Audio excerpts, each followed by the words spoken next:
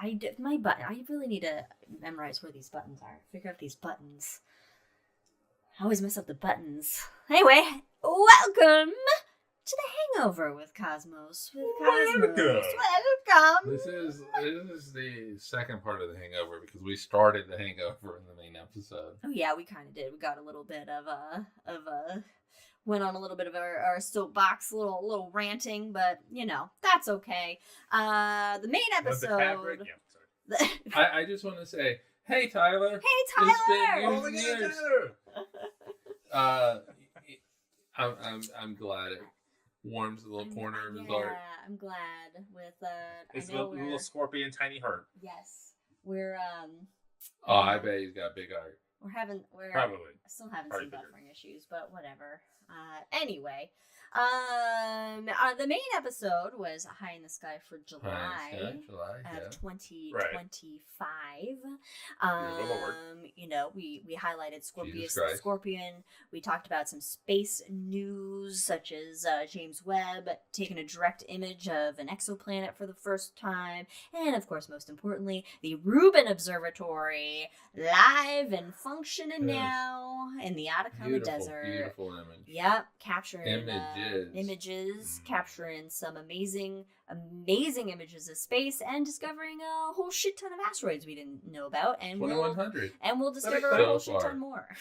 Let me ask this being the Hangover, what are you most excited about that Vera Rubin telescope, or just the Rubin telescope, could potentially discover? Is it asteroids? Is it Planet 9? Is it dark stuff? What are you thinking about? Well, dark stuff. Dark stuff. But just because of who Vera Rubin was, but the dark stuff, so dark matter, that type of thing. But I want them to find Planet 9. That'd be fun. Yeah, I because if you don't find Planet 9, then you're gonna have to come up with a really good explanation as to why some of these orbits are such as they are. Yeah, and as much as I like new physics. I don't know if that's not the new physics I want. That's not the new physics. No. And who knows? Maybe the real planet we discover is our planet along the way. I butchered that badly. Were you trying to make a Lord of the Rings? No, I wasn't going for Lord of the Rings reference.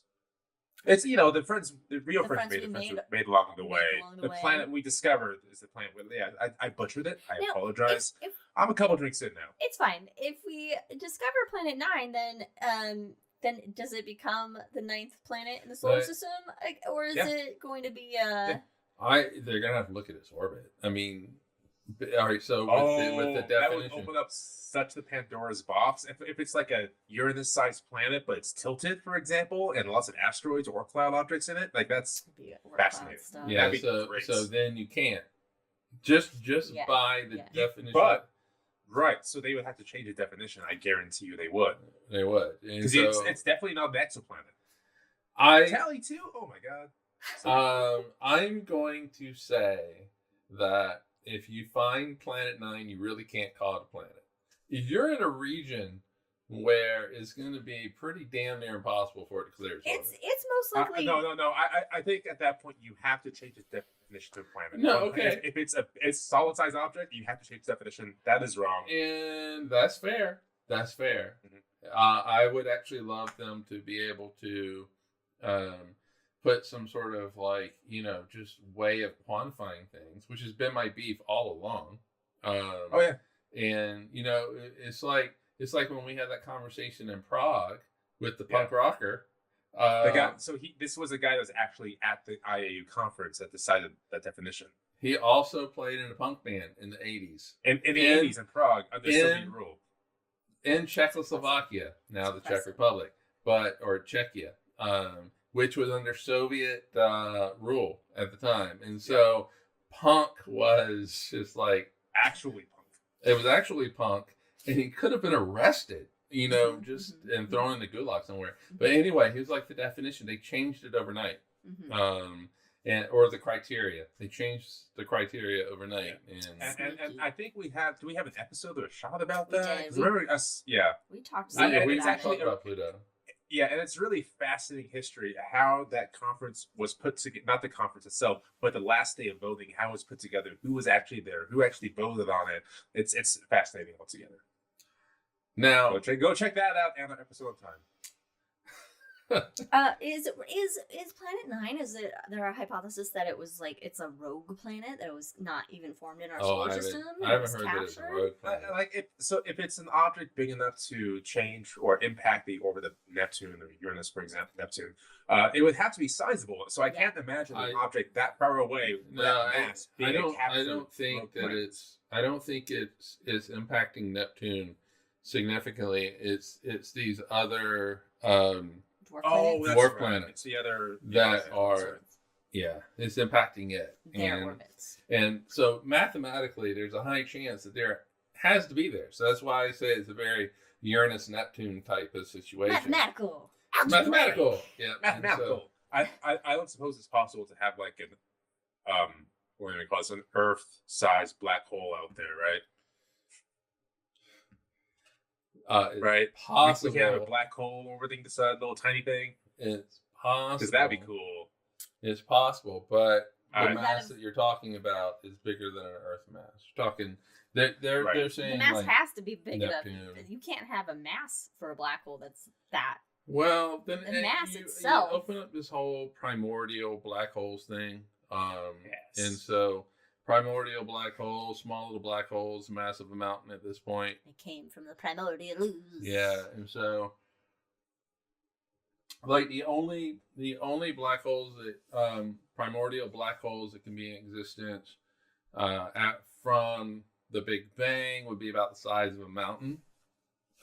So pretty big as far as we're concerned, but from my perspective as a person, Right. because they evaporate.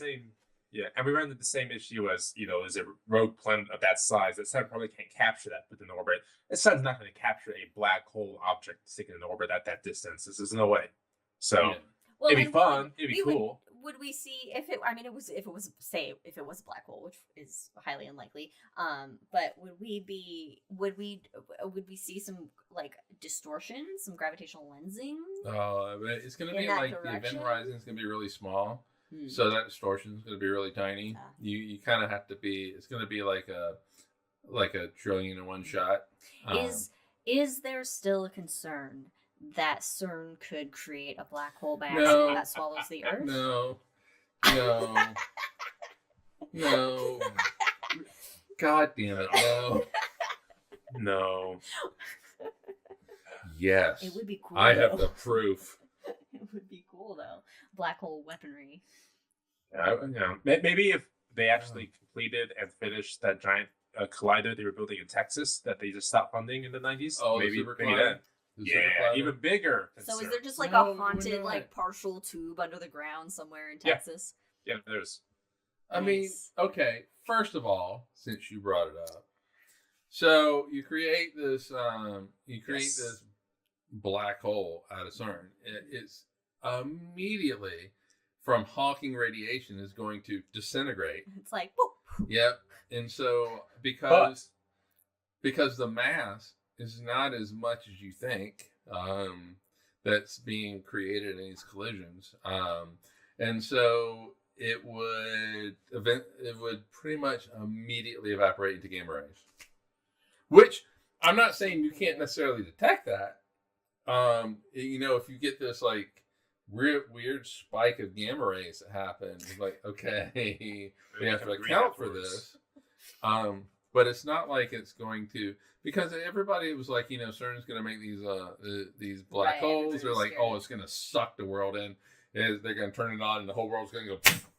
Which would be cool from an outsider's That's perspective. okay with that. Yeah.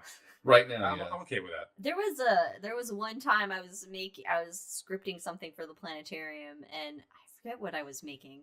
But I did something weird, or I messed something up in one of the lines. So when I played it, that the sun basically became a black hole and all the planets ended up being like sucked into the sun from whatever I did or Oh, it I looked think like you it zoomed was. it.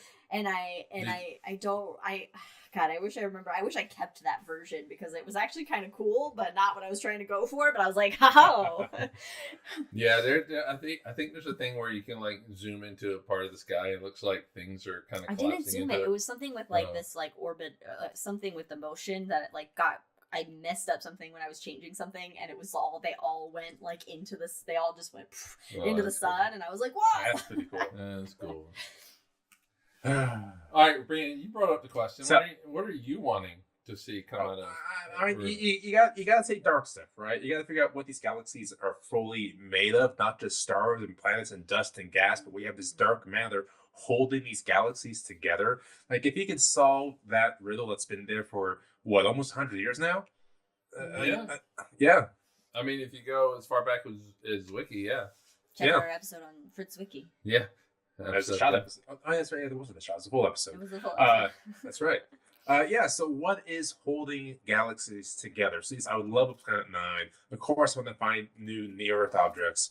But ultimately, the huge reason why it was built is to discover dark matter.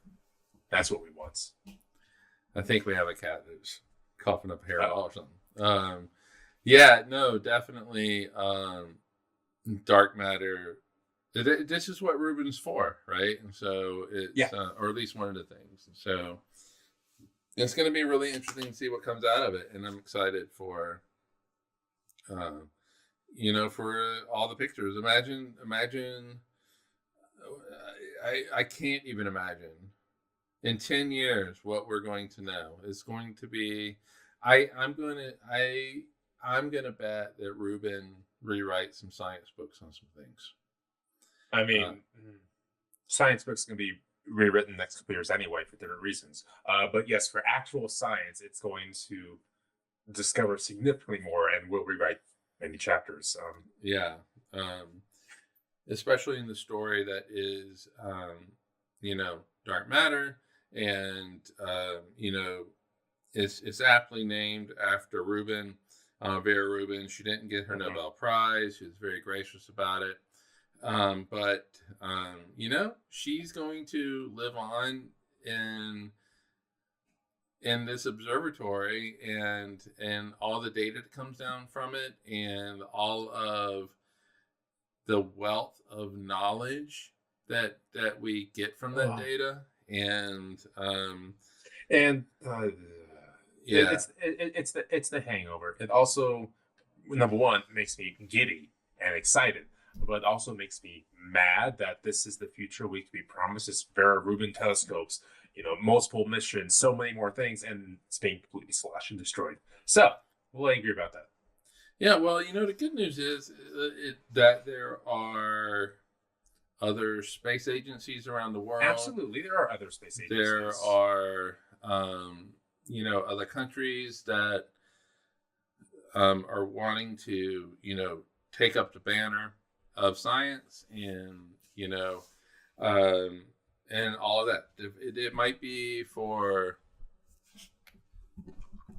all the right reasons or wrong reasons. It's going to be, China it will continue. It'll be hampered.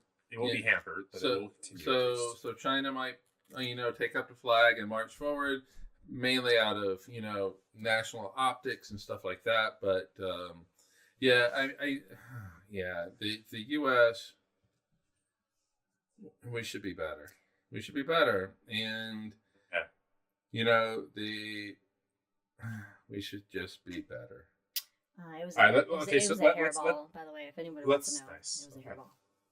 But let's back up a second. Before we go off on that rabbit hole, let's instead talk about something completely out of left field here. Night Rain? We can talk about that. This Vermintide 2, I think, we'd also appreciate because we can win a couple times with that. But let's say the IEU came to you and said, hey, Mike, hey, Liz, we need a new constellation name. What constellation would you add up there? And why would it be Jackie? Canis Minor, rides again. Yeah, Canis Minor would have to be Jack. Oh, it would have to be. Uh-huh. It would have to be Jack. Oh God, I wasn't expecting this question. No, I mean, that's a good one. Same with technology, something No. culturally world.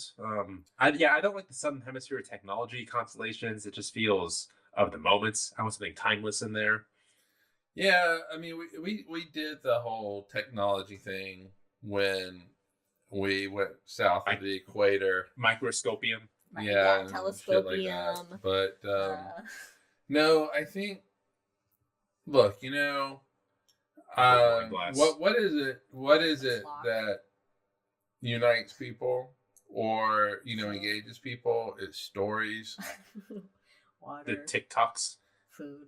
Yeah, well, I mean that is a form of a story, but it's story. So I would like something taken from a story somewhere. Science. Sure, it is a story, but it is. It's just part of the story, and I think people resonate with stories. And what if we try to merge it? And this is a weird one. So stories with a bit of technology and as well that's still monumental. What about like the Wright Flyer? The original Kitty Hawk Wright Flyer. Like that's, I don't know if I would put it up there, but it's a thought to talk about. I mean, you could take because Aquila, the eagle, or something. It was the first time we went into the sky. No, it wasn't. Powered flights. No, it wasn't. Powered flight. Okay, but you can make the argument that hot air balloons, though not powered flight, is still us taking to the skies. And yeah, so I meant to say powered flight where we control where we go. Yeah. And so wasn't there somebody else that technically did? Isn't there always somebody else that technically does it first before the people that get famous for whatever the names are? There was somebody in Brazil that was literally like a month later. There was somebody. So it was real close. There was somebody in the Middle East, I think, like in ancient times, that was developing some sort of flight machine. But not machine might be too strong of a word for. All right. Well, okay. All right. Because the sky does not belong to any one nation, any one group of people, and saying like the Wright Flyer. The sky is for the birds. Yeah. Saying like the Wright Flyer immediately goes, well, that's a U.S. thing, or you know what I mean? And so I do. Yeah, okay. So, people in China might take might take exception to that. Yeah. And something else along the same lines of the Wright Flyer, which would be shot down for the exact same reasons you're talking about, but for the sake of conversation, it would even be a unique aspect to put, and this is weird, but I'm just going to say it, see where we go with it, Neil Armstrong in the sky, because he was the first person to touch another world. Speaking of stories, that merges everything together, and he still adds to the mythos of mythology as a hero. Like, that's when we entered the myth and legends. He was also, right, correct me if I'm wrong, a nice guy with no things in his closet. Wait a minute. No skeletons. Neil Armstrong? Yeah, but he also was very distant with his kid. But that's a whole. Okay, well, that's just being the 60s, right? I mean, come on. It's just. But then, I'm just really playing devil's advocate here. But then, Gagarin. And but to be honest, you don't have Neil Armstrong unless you have Sputnik. And so what if we replace Gemini twins with Yuri and Neil together, just hanging out? Oh, that'd be great. But then, what about the first Chinese astronaut? What about the first Japanese astronaut? Sure. Yeah. And so, what about the first woman in space? That the Russian lady, I can't remember. Valentina. Yeah. So it's. I think once we start putting something that you can attach a nationalistic nation. Right. Having said that, I realize the full irony in all this, where it is Greek constellations and stuff like that. So but the Greek constellations is largely due to the revival of sort of an interest in Greek and Roman things during the time But let's say in 1,000 years, humans will still be here. No matter what, in 1,000 years, you can say we have nukes. You are optimistic. No, I'm not saying all the wonderful countries and things, but I'm just saying people will still be here. We're like cockroaches. We'll fucking die. And they still have a constellation in the sky. And they go, I heard a story that a human wants to touch foot on the moon. Like, and if So we this lose is all the history, but they still have that. post-apocalyptic future for At you. that point, we still have a myth in there, right? In 10,000 years, would you put that person We're on always this gonna to have reveal? we're always gonna have like stories and stuff that we Yeah. that's just part of our brain mechanisms, I guess, that we've evolved into, Well, yeah, and Neil I- Armstrong is part of his story. The Wright Flyer is part of his. But are we Oh, back? yeah, We're back. And we're back. Okay. All right. No, Honestly, my question is, which you probably Yeah. are moving to answer, is how would you take that? Would you be like, okay, cool? Or first of all, I would not answer it. I would talk to a variety of people who would talk to more people who figure out the proper way of going about it. But they say you can't talk to anybody. You have to figure this out now. I'm not Immediately. I'm not asking you to come up with the constellations. Oh, I was just It's saying, just, are you in let's favor just of make it? it all animals and plants. Oh, but fuck yeah! The That flora actually and is a fauna really good. of the world, All right. or landmarks. I mean, because if you can, create new definitions of planets, you can create new constellations, right? Like that Right. wouldn't be that difficult. Right. The boundaries would still stay the same because God forbid that would just do havoc in the scientific community. Yeah, the boundaries stay it the won't. same. No, it won't. No, it You won't. don't think just so? locations, because No. you have RA and declination. Constellations are they're basically lines on a map.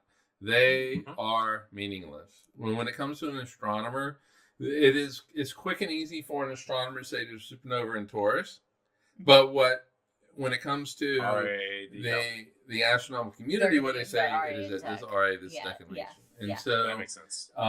it's all Whether it's in meaningless. Taurus or the Gulf of America, it's still the same RA and Dec. When I was in college, That was my joke about renaming things willy-nilly out of nowhere.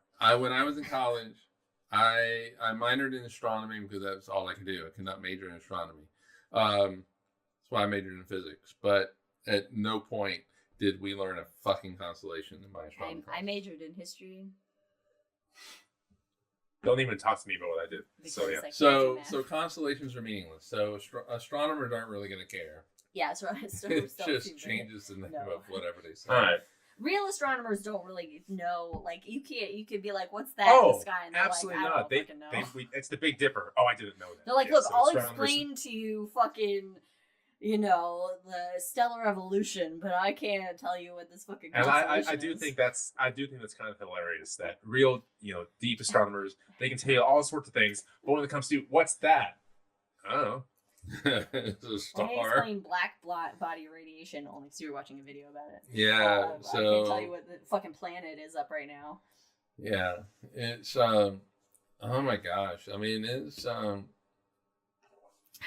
yeah. So, astronomers are just kind of there. But you know what? Astronomers, amateur or professional, they all do it in the dark. But and we still got the way. Nobody actually said what new constellation they would make.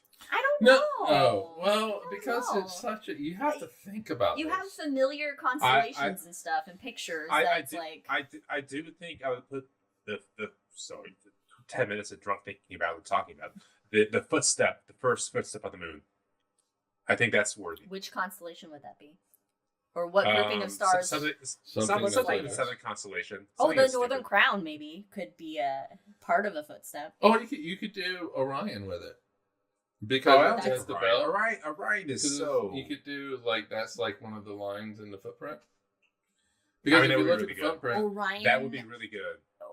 But I Orion is can't no take Neo. Orion. well, if you can change one, you can change any of them. So Yeah, like when I was at Gibbs Planetarium in South Carolina, this dude came up. He said, "I'm part of a group that wants to change Orion to it was either Noah or Moses," and I was like, "Okay," but in my head, it's like, "Just go fuck yourself." I mean, really? Come on. Well, yeah, you could change like Orion, Bootes. Oh, I mentioned black body radiation, and Elizabeth has a question in chat about black body radiation. yeah. Take it Get away, fancy physics man. So, all right, black body radiation is where you have an object that will absorb all the energy that comes onto it, and it then emits radiation out based on its like a temperature. toxic relationship. Yeah. It Yeah. absorbs the energy and emits Sat this out. It absorbs 100% of energy. It emits 100% of its energy. So, in the late 1800s, in the early 1900s, they figured out a way of making a black body, which is to take a basically it's an oven, and so a big box that you can heat up, and you cut a little hole in it. Yes. And so that box absorbs all of the heat and energy, and it emits everything through that little tiny hole. Okay. And you're able to then look, and I say late 1800s, early 1900s, because at this point, we're able to have a little bit of technology where you're able to kind of look at that spectrum. And Thanks, Newts. what they were noticing was that so you get this curve. If you look at how much radiation is being emitted at a certain wavelength, and you plot it on a graph, and then you look at another wavelength, plot it, you get this nice little curve. And it's not a bell curve, but it's kind of right now is the best way of describing it that I think people might understand. It's kind of like squished a little bit to one end and stretched out on the other end. It's a squished and stretched bell curve. And so Max Planck, so before Max Planck, early 1900s, they're like, oh my God, we got to figure out this curve. What is understanding is not actually explaining this curve, and Max Planck came along and he figured out a way to explain it, and quantum mechanics was basically born out of that, and it changed the way we see and understand the universe. Only real bodies have curves. I have a lot of curves. I have too many curves. So in a nutshell, black body radiation. Everybody thanks Fancy Physics Man for that explanation. Jack and Chat. And wait a minute. Oh. And I've had like basically 2 drinks trying to explain that, and so I know it is not clear at all in any kind of way. But yeah, the black body radiation is how you got quantum mechanics. Jack and Chat says, going back to constellation naming, my astronomy program only taught us constellations to show the public a general direction to look at for what we were looking at with telescopes. And that's really kind of what constellations are for astronomers. It's just, you got to find the radius point of this or that. Yeah. It's just lines on a map. Yeah. That's all it is. Like, oh, it's near Taurus. Like when I say, on July 16th, Saturn will be by the moon, and being like, oh, it's in this constellation. It just gives another reference point of where to look for that object. Yeah. It's a reference. They're reference points, but it's fun to find the constellations when, I don't know, maybe just as a normal person, I don't know if, I can't speak as a professional astronomer or anything, but it's fun to like go outside and be like, oh, there's Scorpius rising now. Or, I used to, there's Sirius, like. But I would always follow that up, like at my Planetarium shows, it's like, hey, look, let's be honest, go out. And make up whatever shit makes sense to you. Make up your own constellations. At the end of the day, it doesn't matter. Most of the constellations were drawn after a night of wine, and so most of them do the night sky used to be the Netflix of the day. Yeah, nights. Yeah, I mean, night sky it was late night HBO. Exactly. Without the static. Yeah, I mean, you've seen Andromeda. The universe after dark. No, but seriously, like people would go out at night. They would look up in the sky and see all these stars. They would tell stories. It is as ancient movie theater. As somebody growing up in modern age with all this light pollution and everything, going out to a remote location for the first time where there are no city lights and you don't really see a glow of a city light, and you look at that night sky and you go, oh, holy shit. what? Do you remember the first time you saw the Milky Way and recognized it as the Milky Way? Yes, it was at Alamo Lake State Park. I was 20. It was I was in New Hampshire. It was like overwhelming. It was very powerful. God. I remember looking at the sky thinking, man, the sky is great. It would be so fantastic if that clump of clouds would get out of the way. and then after a while, it dawned on me, holy shit, because I grew up in Phoenix. We had like 6 stars in the helicopter. And suddenly, there's this huge cloud in the center of the sky. Man, it'd be great if it got out of the way. And then slowly, oh my God. Yeah. Yeah, and I think that today it's like most people don't, because I think the majority of people, they're not really thinking about the night sky. They're not really going to planetariums necessarily, or it's something that you did on a field trip as a kid and then you didn't, it's a fond memory or something. And now it's Pink Floyd, like most people don't really know what the night sky should look like. No. And even if you're interested in astronomy, when I think that when you actually see it for what it should look like, at least the best it can look like wherever you are, because there was still a little bit of a Phoenix glow even from Alamo Lake State Park, a little bit, but it's your fault. It is really a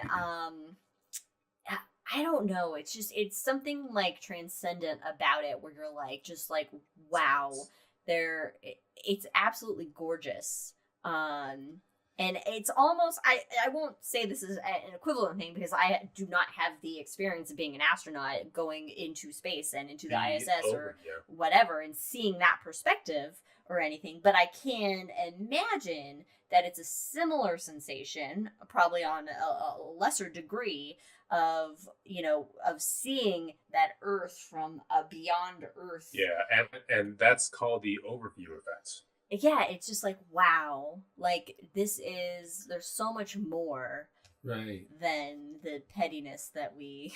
Right. It's like there's an astronaut that after being up in space and seeing the planets with no boundaries, no borders, just this blue marble, saying, I wanted to take a politician by the scruff of his neck and say, look at that, you son of a bitch. Yes.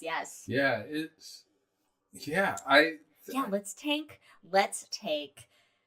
let's take Trump up, but also just kick him out there. On the Starship. Sorry, who said that? Just also, but it's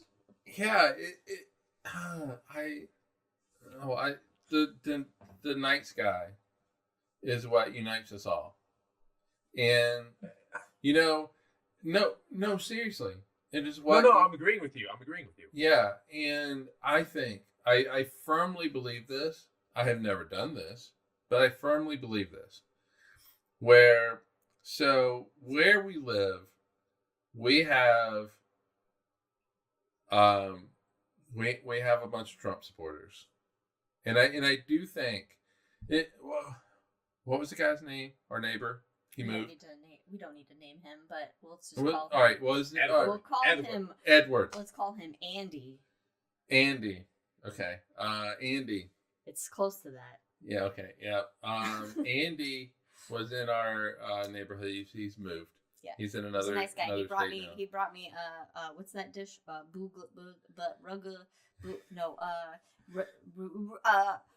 Goulash. Oh yes. Right. He brought over goulash because my back was killing me. And my so back was destroying me. Andy wanted to have dinner with us quite a bit because I don't know why. I was like, he's seen our pride flags out.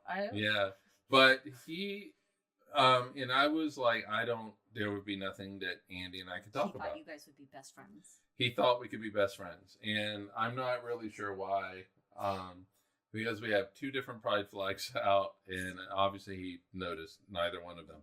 But anyway, I do think though that you could take somebody like Andy, and you could go out and you could look at the night sky. You can look at the universe above your head, and this is what connects us. We're connected by 2 things. I think we're connected by 2 things in life. We're connected by the universe. And we're connected by food. Oh, I was going to say food. Yeah, food. Yeah. And so I think those are 2 things. And I have connected a lot over food. We can all agree that McDonald's, at least at one time, had the best fries. Yeah. Whether they do now, I think I don't know. Apparently, there's disagreement. We don't eat at McDonald's a lot. We now. don't eat at McDonald's. But at one point, I think everybody in the world can agree McDonald's had the best fries. They're shitty fries, but they're the best fries. Yeah, it's been so long since we've been at McDonald's and gotten fries. But yeah, and so I think that like with all the Trumpers here, we could go, okay, we're not going to talk politics. We're not going to talk. We're not going to talk about Trump, whether we like him or not. Let's just talk about the stars over our head for a moment. Mm-hmm. And you know what? I will start the conversation. Mm-hmm. I will say, you see that star right there? Mm-hmm. You think that's a star? It's aliens. That is the planet Venus. Let me tell you about Venus. That's where girls are from. That's where girls are from. They might fucking believe that though. And boys are from Jupiter because we're more stupider. Yeah, and so Venus is second planet from the sun. It's the third brightest object in the sky. Thanks to the only 100 years ago, we thought it was a tropical paradise. Yeah, it's not. Mm-hmm. We thought you could go there. No. And you could live there. 90 years ago, yeah. And then we found out that it has this very thick atmosphere, sulfuric acid atmosphere, which traps the heat from the sun, has a temperature over 900 degrees. Yeah. One of my favorite foods is pizza. How long does it take to cook a pizza on Venus? A large pizza, 9 seconds. 9 seconds. And so, you know, I think that if we had those conversations, how did I end up behind me? If we had those conversations, we could unite in such a way that all of this crazy fucking bullshit that's going on right now would, I'm not going to say it's going to disappear because some of this stuff is really policy stuff, but the religious crazy people are going to have it. But at least here in the U.S., it is going to allow a Trumper to see me as, hey, this is a normal person, even though he has 2 pride flags. We're not even going to ask him about the pride flags and what they mean. Hey, this is a normal person, and depending on the conversation, I might see them as kind of a normal person with some really odd ideas. Right. Which is probably just racist. Right. Unless you're talking to this person who may or may not be a part of my family, but not blood related, thankfully, who does not believe space or those lights are real. In that case, I don't know what the fuck to do. Well, there's nothing you do. There's nothing you do. But I do think that even is it a tent with the holes poked into it? Oh God, what was it? I don't remember. Just the filaments around the Earth, you can't get above it, and those stars are holograms and shit like that. Oh, so I don't know. Because wonder. Because whether or not you have $200 billion or you have what I have, and you go out to the middle of nowhere, you look at the stars, me or the richest human to ever exist will never impact those stars. All we can do is look at them, study them, and understand that we are all connected because of them. And I really want to understand the physics of that, of the universe. To me, not understanding is knowledge. Knowledge is a form of quote unquote power over whatever it is. It's easier if God did it, though. What? It's easier if God did it, though. Yeah, well, for some people, yeah. And okay, but let's have a conversation about that. I don't want to do the math, but I'm going to take your word for it. But so I might have fun at Pride. Woo. And this is the last, so happy Pride, everybody. It's the last episode for Pride Month. Shit. But it's fast. But you know what? There is poetry to it as well. And we can have that whole conversation as well. There's poetry. There's stories to the night sky. Sure, these are man-made stories and all of that kind of stuff, but there's still stories that unite all of us. We're all very interested. Stories is what binds us. We all want a good story. We don't want some dumb fucking lame story. We want good stories, and there's good stories in the sky. And that's why the Southern Hemisphere is shit, because they have bad stories. They have bad stories. I mean, you got Musca, there's a fly, there's horologium, which is like a clock. chickens all the way down. Yeah, but but that is That's because the stories though. That reflects the thinking at the time, which is scientific. Yeah. Sure. Yeah. Although, if you ask Polynesians, they have a whole different set of what they saw at the night sky. I mean, every culture has their unique constellations up there. We just happen to grapple with IA who said was correct with the Greek constellations. Which is basically what white people were like, hey, these are what it's going to be, but whatever. Yeah, so I think that the night sky, the universe, most people would define it as night sky, but the universe and food is what, finds us. Because one, we need to stay alive, and one, we need just to... Oh. What? So if our elements, the heavy elements, came out of supernovae, we are literally eating stars. Well, yeah. We're made of and we eat stars. Are we cannibals? We are, because cannibals? Yep. Star? Yeah. We're made of star stuff. And cannibalism. we're we eating eat star stuff, stuff, and we're made of star stuff. We're black holes. But, yeah, I mean... We can't say that. But, like when we came up with microscopium and all that kind of stuff, it was the story of the time. It was scientific revolution. Sure. It was for Charles the white people Darwin. that were exploring the southern hemisphere, and they're like, hey, Yeah, these are the relevant objects. We're gonna fucking make constellations out of. So we might say it's boring. We could actually weave a really good fucking story out of that stuff. Right. If we were in the There's an planetarium. iguana. That's something you don't find often in the northern hemisphere. It's a very Right. tropical So that's why it's in the country. sky. Yeah. But I don't know. God, we just need aliens to visit. No. We need the Vulcans here coming up soon. That's what we need. Well, we need the Vulcans. We need the Vulcans. But Because we we deserve the Klingons or the Cardassians, to be honest. Well, because we are the Saffron's Klingons. Yeah. ability to go to light speed was actually not dependent on a consortium of nations. It was a lone innovator. So at this point, and at least in this country, we can't rely on vast consortiums of people to create new technologies. We need one lone person. Yeah, but those to people compute the hyperdrive. those people tend to be megalomaniacs. Well, that spend $50 million on weddings. There's a movie we can watch. Okay. Your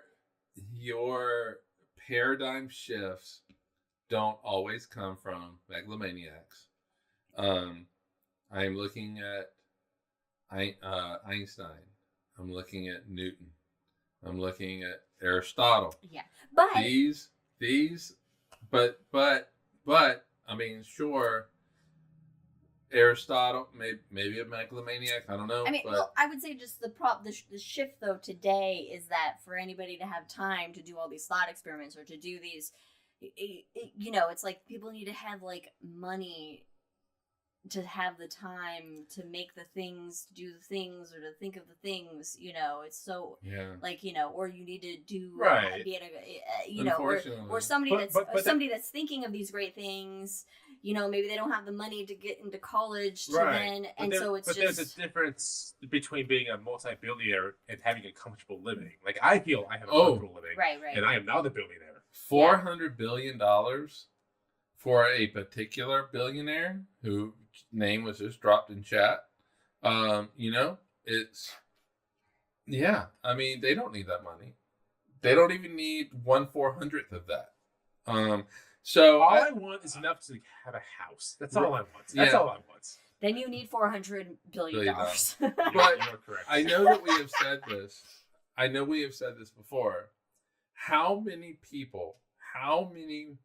poor Einsteins? I know.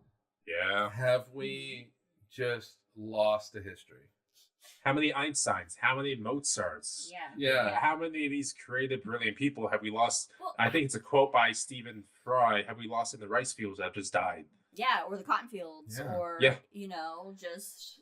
Yeah, the women as well who have had these thoughts, but then were women I have a vagina. and aren't allowed to have thoughts because I have a vagina. And it's all right. Breaking It's news. a hangover. Our priorities. God, I'm sorry, just real fast. I'm going to let you finish this sentence that you want to finish. That's going to be really great. That better than what I'm about to say. Oh, I don't know about the that. shit that I'm about to say is like, the world would be a different place if guys bled out their dicks once a month. I have nothing. I got nothing. What she said. Is a vampire. Well, a little different, but okay. That's all. I just went down the rabbit hole. Well, never mind. One's sucking, one's blowing. There we go. There we go. That's where I went. That's where I went. But Mike had the goal to say it. Wait, I'm sorry. He jokingly said he was a 3,000-year-old vampire alien on X. Oh, okay. All right, that's a legit joke. That's a legit joke. I think that's the first right-wing legit joke that I've heard. That's funny.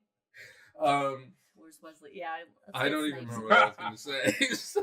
Yeah, it was going to be really poetic and nice too. And we were going to take it home. I wrote it with my crass jokes. No, but I like your joke. But, I do feel we should wrap up our final thoughts here. Okay, all right. Oh yes. God, I have no final thoughts because I can't remember what I just had. Final thoughts. I'm not going to say it's going to be poetic, but it was going to be elegant at the very least. No, it wasn't going to be bleeding dicks, but no, that is definitely a very true thing. If men had periods, you wouldn't even stuff anything up there because you'd be like, "Fuck no." Oh no! I had to get the shot when I was like 6 months old, and never again. Having a period. Yeah, no. No. Cool. I got nothing, man. Or just a lack of luck now. No, just speak. There was plenty of food in Lucknow for me, anyway. Well, depends on what caste system you're in. Yeah, no, Lucknow. Yeah. Oh, I saw an actual monkey on the street in Lucknow. Yeah. It's the first time I'd ever seen just an monkey? actual monkey. Not in a zoo. Not in a zoo. Just like, hey. And I was just like monkeys and squirrels. Literally, when I was in Delhi, we had hundreds of monkeys and dogs all around us. No cats though, because of the monkeys. The dogs were all over the place. What do the monkeys do to the cats? But there's a reason why no cats. Because the monkeys kill the cats? The monkeys eat the cats. Oh. So I get dropped off at the planetarium, and I'm early, because my driver's is like, we're gonna fucking get there like it's NASCAR. It's like you made it. Yeah.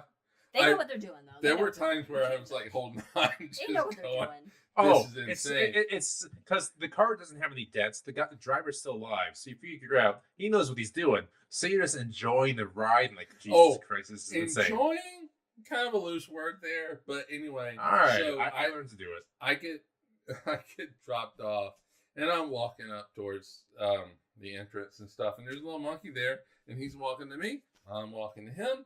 We're looking at each other. Shake hands, and I was like, hello, "Hey, sir. buddy, I'm gonna take a picture." Snap, snap, and because nobody will believe it if I were to say it, and then I go into the planetarium. Careful, you could steal your phone. Yeah, I mean, I wanted to bring him home, but no, you can't. Nope.